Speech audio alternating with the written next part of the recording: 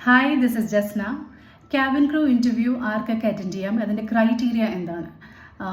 Age has to be between 18 to 26 years. ആദ്യമായിട്ട് apply ചെയ്യുന്നവരാണെങ്കിൽ 26 ഇയേഴ്സിന് താഴെ ആയിരിക്കണം, 18 ഇയേഴ്സ് ആൻഡ് എബവ്. അതുപോലെ +2 ആണ് മിനിമം ക്വാളിഫിക്കേഷൻ, +2 ഓർ എബവ്. വെയ്റ്റിൻ്റെ കാര്യം പറയുവാണെങ്കിൽ it has to be according to your height. So you can calculate your BMI and find out. 18 to 22 BMI ആണ് ഗേൾസിന് വേണ്ടത്, ബോയ്സിന് up till 24.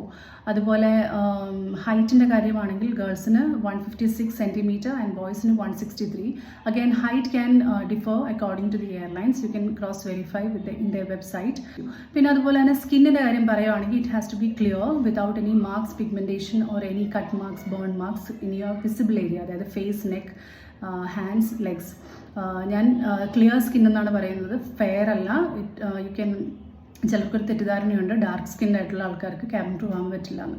It's a wrong notion. Everybody can apply if you have a clear skin. അതുപോലെ ഇൻ്റർവ്യൂവിന് പോകുമ്പോൾ well groomed ആയിരിക്കണം according to airline standard. അതിൻ്റെ ഒരു video ഞാൻ പിന്നീട് ചെയ്യുന്നതാണ്. അതുപോലെ very very important your personality, you have to be. പിന്നെ അതുപോലെ very important your language skills. English is very very important, and if you're trying for an Indian career, Hindi is also very important. So please develop your skills and apply for the interviews. Thank you.